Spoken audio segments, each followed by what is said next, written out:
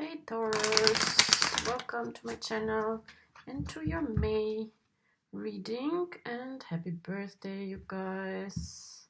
We are officially in Taurus season and I'm happy about it. So here we have a card, and that's the card that came out for your sign when I was doing your yearly reading for the month of May. So you may want to watch the yearly reading so you understand better what kind of energies we're dealing with. And if you haven't seen the other monthly readings, I suggest you as well to have a look at those monthly readings, because I try to connect each monthly reading with each other, and there is like a sort of overall theme. And please like, subscribe, leave a comment, hit the notification button. And oops.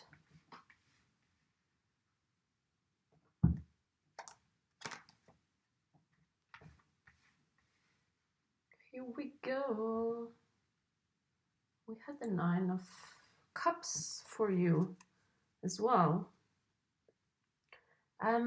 First of all, I like the Wheel of Fortune as a card. It's a very interesting card because it's card number 10. It means a sort of completion, but it's like a completion of a higher instance. It's like the completion of a cycle with, like, even a karmic cycle. And karmic cycle are like, you know, realities, mostly emotional or logical realities in which we get caught and we carry them from one incarnation in the other. So it's like sometimes we have a certain reaction towards certain things and we don't really know where they come from, what we sometimes call like instinct, or like something which is not under your control.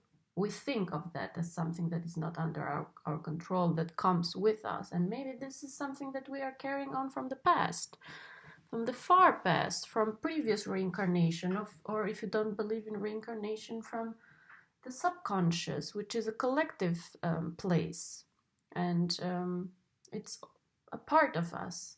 So the Wheel of Fortune is that ending of that karmic circle of one particular aspect maybe of your life. And I love the Wheel of Fortune because, like, the Wheel of Fortune to me, it's like an opportunity. It's like an opening up. It's going outside this continuous circle of life and death and of repetition. And somehow, I don't know, I feel like this here, it's like there are the different symbols, but here is a little bit the devil, which in tarot represents Capricorn, for example, which is carrying on this wheel, like this repetition of reincarnations. And then we have like these 4 elements which are taking time outside of this wheel of fortune, which keeps on turning, keeps on doing its own thing, and takes us with it, whether we want it or not. It's like that continuous repetition of life, which goes on whether we want or not. And it's the question, how can we actually distance ourselves from it? But I don't know, I feel like this month in May, there is a possibility, opportunity for you to get out of this wheel, at least even just for a moment, and take time out of this cycle of repetition, like these figures here. And I always like to think of the Wheel of Fortune as a as a distancing, like these characters are distancing, they're taking time out of the Wheel of Fortune, they are opening the books and they are reading something, they are going into another dimension, and it is a higher dimension. If you can see, they are all like golden, and they are in the clouds, and they are uplifted. While what is running here in the middle is very fiery, it's very devilly. Why? The devil is running this kind of circle. And it doesn't have any end. And it is very, it only leads to the same realization. Or better to say, it does not leave at any specific realization. It keeps on turning. While if you manage to get a little bit outside of this cycle in different ways, for example by reading, and by reading things which are highlighting you, it's wisdom basically what one needs to get outside of this circle. And the wisdom, it's even the fact that there is another reality, outside of this Wheel of Fortune. And you can see this reality, you can see the blue sky, and you can see these characters outside, these mythical characters, the angel, strength here. And here we have Taurus too, as well, like a heavenly Taurus reading. And taking time out of this repetition. And it's interesting here because like sometimes what gets us trapped in this wheel of fortune, or wheel of life and death, as I like to call it, are like random things of the everyday life. For example, conflict. Not being able to see yourself apart from the society around you or from the group around you. Because like the Five of Wands is like a fighting in group, talking in a group. Like there is here no individual. It's like a community. And all of them have the same stick, but somehow they find no agreement. And there is no sake in this Five of Wands. It's just the sake of talking, it's just the sake of fighting, but it's this idea of the identification with a group, in my opinion, and the possibility not to see yourself out of this group that you maybe belong, that you are part of. And it's like even get caught in arguments around you, with your family, with your group of people, with your people that you are working with. And once we understand ourselves only as part of this reality, then we are stuck in the devil's wheel there. This is the horoscope too, by the way. The horoscope wheel, it keeps on turning. But the thing is, yes, there is something written for us in the stars.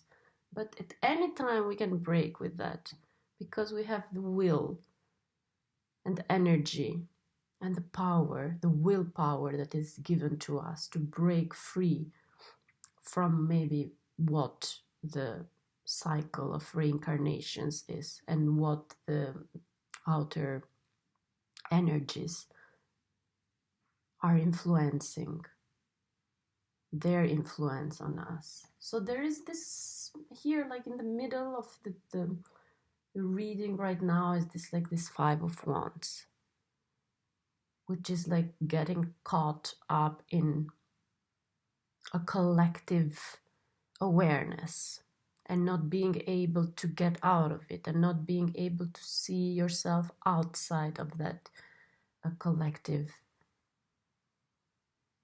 identification, and blaming it as well for what's going on now with you or your understanding. But like there is this possibility. Like the Wheel of Fortune is there to remind you that you have the possibility. You need some help, maybe. That's why the books, or like the wisdom. Because if you know that there is another reality outside of this one, like, why wouldn't you want to try it? Or like, why wouldn't you want to see it? Why wouldn't you want to experience it? It's because sometimes people are afraid. They don't know about this other reality. They are judgmental or whatever. The other thing here is that, it's making you sad. Something makes you sad. The situation, it's not fulfilling you right now. Somehow.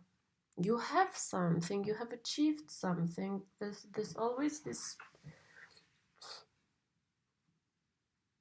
discussion coming up for you. You have achieved something, but emotionally there is like a part of you that is not fulfilled.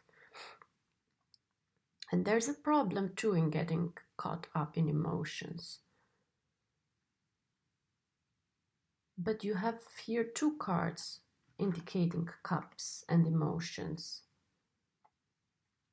And I don't know, we have to see the cards coming up, but like these two energies are a little bit like conflicting opposites, like if this is the reality, if this is what's happening now, and if this is like what's going around you, then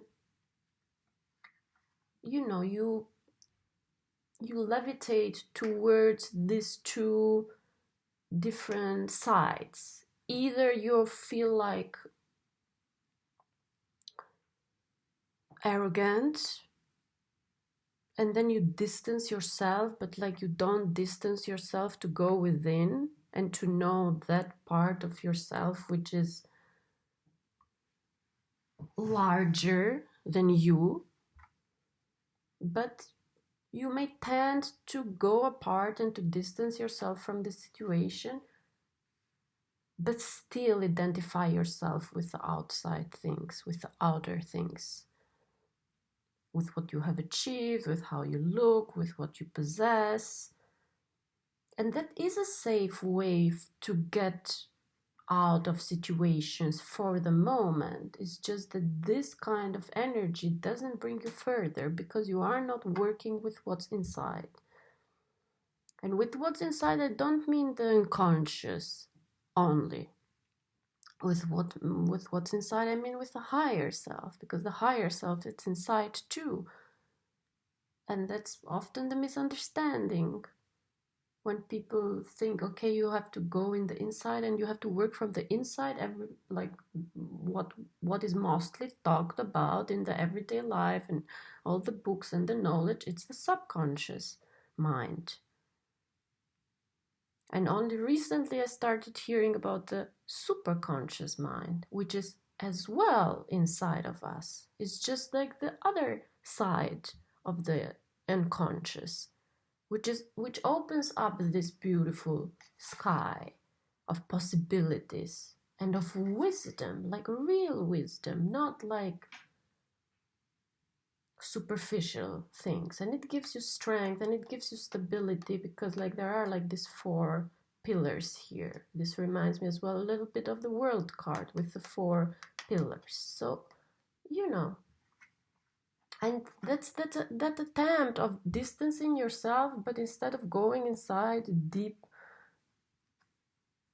and high, connecting with the superconscious, it's like, yes, I'm just identifying with what I have achieved, and that's my safe place. Or you may, or the other side of this emotional dealing with the situation, it's like, why is this happening to me? Like victimizing yourself, putting yourself in a victimized position, and functioning from a position of lack of resources, lack of understanding from other people. being alone. So it's like two opposites, but none of them actually offers you what you need. And what you need is that what the Wheel of Fortune offers you outside of the Wheel of Fortune. Let's see.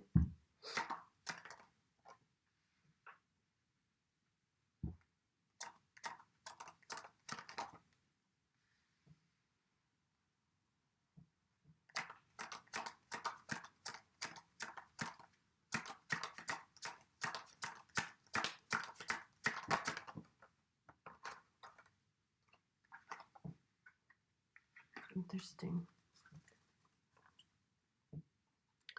Well, we have three beautiful cards, in my opinion. Totally beautiful cards, in my opinion. And we have here two cards of Pentacles, and both of them are very Taurian, Taurus energy. Like this is like the, we can see here, Taurus, and resourceful and sitting there in the midst of what you have. And it's beautiful because it's coming like here together with the Four of Cups in a way. So down there is this foundation, you know? There is this unshakable foundation that you have as a sign or as a possibility, as like an inherited possibility. This is another inherited possibility. And to me, what is this inherited possibility is here, it's very obvious that this king here gets his force from nature. He's dressed almost with, with these fruits, not with a robe, but with a fruit. It's almost like he's one with nature. And I think here, like, what this higher dimension means for you, it's the connection with nature. Because as an earth sign, maybe it is like when I'm talking about the super consciousness and what is up there in the skies, maybe it's difficult for you to understand that from your position of the earth. So you have to understand it in your context of the earth. What are the values of the earth? Are the fruits that we get from the earth? Are the harvest that we get from the earth? So it's this, like these two cards here, even the Nine of Pentacles and the King of Pentacles. Yes, it is money here. Both of them have money. But this money, this value that they have, it comes because they are knowledgeable about the earth. And not only knowledgeable, but they are grateful for the earth and for whatever the earth is giving to them.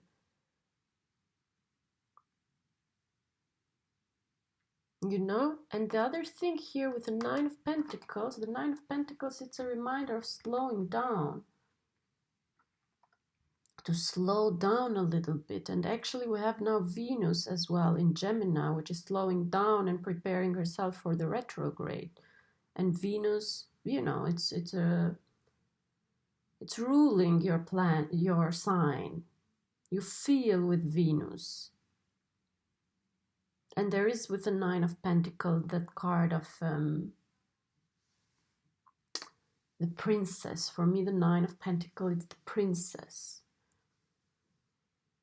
Feminine energy, but full of resources.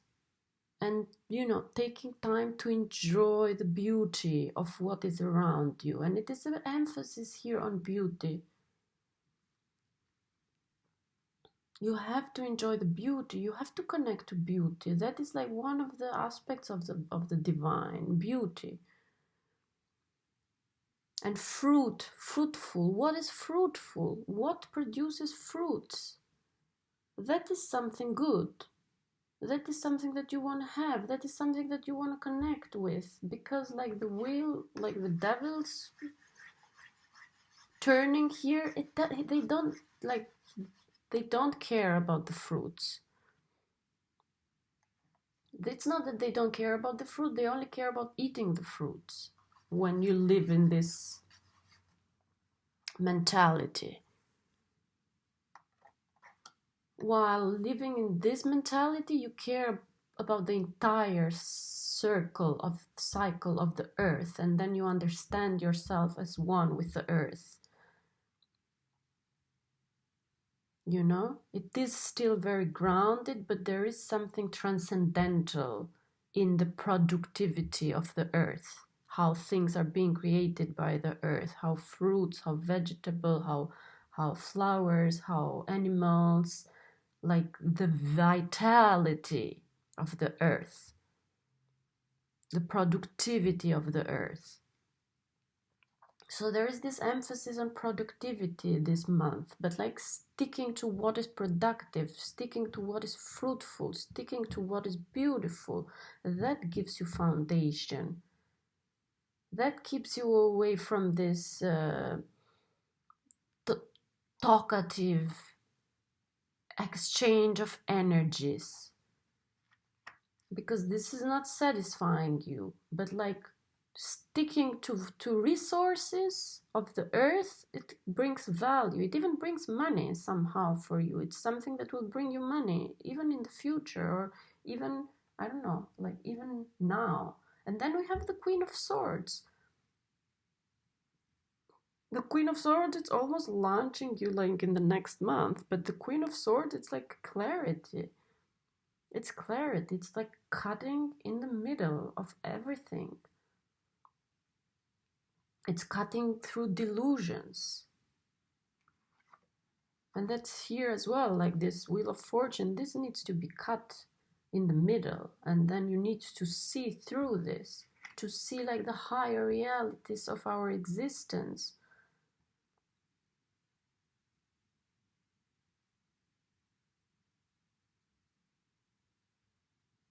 So these three cards here are super important this month. First of all, connecting to nature, and not only to nature, like really going in the nature outside, but like really accepting and understanding and being grateful for the fruitful and beauty of nature. What is beautiful, what is fruitful, what is resourceful. You stick to that.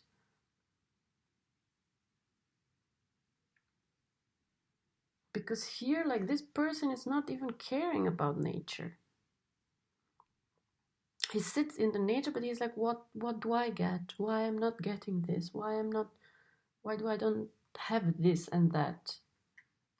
Well, here, like, these people here have overcome that level of awareness. They are like, oh my God, I'm part of nature. I live with it. I cannot, like, if I take care of myself and nature and we become one, I can only go with it. I can only benefit with it. I can only mature with it. I can only give fruits with it. But you need clarity in all this. And the Wheel of Fortune and the Queen of Swords fit very well together, because like the Queen of Swords cuts through delusions. And this arrogance here, it's, you know, it's keeping you away from seeing what's behind that curtain. Okay, I hope you liked it. Subscribe, leave a comment, and donate so that I can keep these readings free for you. Thank you guys. Bye.